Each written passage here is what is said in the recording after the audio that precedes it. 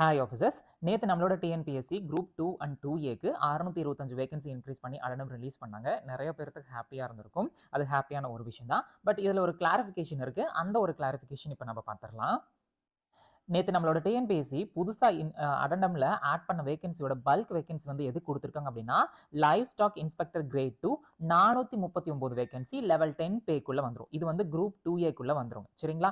இப்போ இந்த 439 வேகன்சி இருக்கு இல்லையா, இதுக்கு வந்து யார் எலிஜிபிளாக இருப்பாங்கன்னா, அதுக்கு என்ன குவாலிஃபிகேஷன் அவங்க கொடுத்துருக்காங்கன்னா, இந்த இடத்துக்கு பாருங்க, ஒரு டிகிரி வந்து நீங்கள் ஏதாச்சும் ஒரு டிகிரி முடிச்சிருக்கணும். அதை எல்லாருமே நம்ம நார்மலாக முடிச்சிருப்போம்.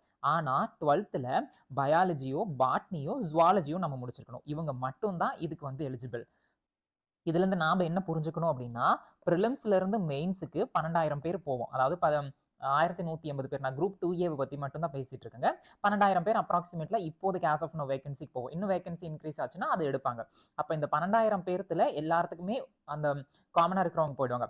ஆனால் அந்த மெயின்ஸுக்கு அப்ளை பண்ணும்போது இந்த பர்டிகுலர் போஸ்ட் இருக்கு இல்லையா, அந்த 439, இந்த 439க்கு யார் வந்து பயாலஜியோ இல்லை பாட்னியோ ஜுவாலஜியோ படிச்சிருக்காங்களோ அவங்க மட்டும்தான் எலிஜிபிள். அவங்களுக்கு இது வந்து ஒரு எக்ஸ்ட்ரா ஆப்பர்ச்சுனிட்டியாக அமையும். மற்றவங்க மற்ற போஸ்ட்டுக்கு வந்து எலிஜிபிள். எதெல்லாம் வந்து உங்களுக்கு எஜுகேஷன் குவாலிஃபிகேஷன் இருக்கோ அதுக்கு வந்து நீங்கள் எலிஜிபிளாக இருப்பீங்க. சரிங்களா? ஸோ இதுலேருந்து நீங்கள் என்ன புரிஞ்சுக்கணும், மெயின்ஸுக்கு போவீங்க. ஆனால் மெயின்ஸில் உங்களுக்கு இந்த 439 போஸ்ட்டுக்குள்ள நீங்கள் பயாலஜி முடிச்சிருந்தா மட்டும்தான் வருவீங்க, இல்லைன்னா நீங்கள் வர மாட்டீங்க. சரிங்களா? இதை வந்துட்டு அவங்க வந்து எசென்சியல் குவாலிஃபிகேஷனா இல்லை டிசைரபிள் குவாலிஃபிகேஷனா மென்ஷன் பண்ணல. பட் எஜுகேஷனல் குவாலிஃபிகேஷன் இதை கொடுத்துருக்காங்க. அப்போ கண்டிப்பாக இது முடிச்சிருக்கணும் அப்படின்னு அர்த்தமாக தான் இருக்கும். இல்லைனா அதை இவங்க வந்து மென்ஷன் பண்ணியிருக்க மாட்டாங்க.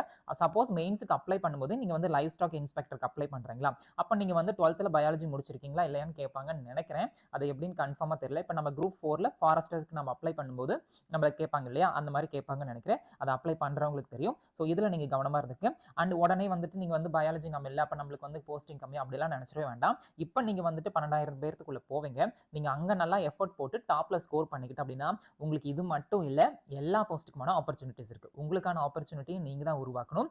ஸோ எக்ஸாமுக்கு என்ன வேணுமோ அதை தெளிவா படிங்க, கரெக்டாக படிங்க. உள்ளுக்குள்ளே போகும்போதே நல்ல போஸ்ட்டாக செலக்ட் பண்ணிட்டு போடுங்க. தயவு செஞ்சு ஏதாச்சும் ஒரு போஸ்ட் அப்படின்னு மனநிலைக்குள்ளே போகாதீங்க.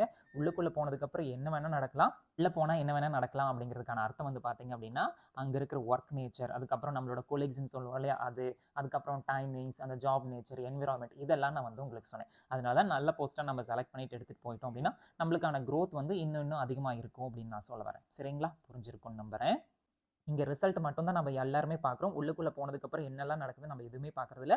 ஸோ போகும்போதே உள்ளுக்குள்ளே நல்ல போஸ்ட்டாக செலக்ட் பண்ணிட்டு போயிடுங்க. சரிங்களா? ஸோ இந்த ஒரு கிளாரிஃபிகேஷனுக்கு தான் இந்த வீடியோ போட்டேன். Thank you so much. Take care. பாய்.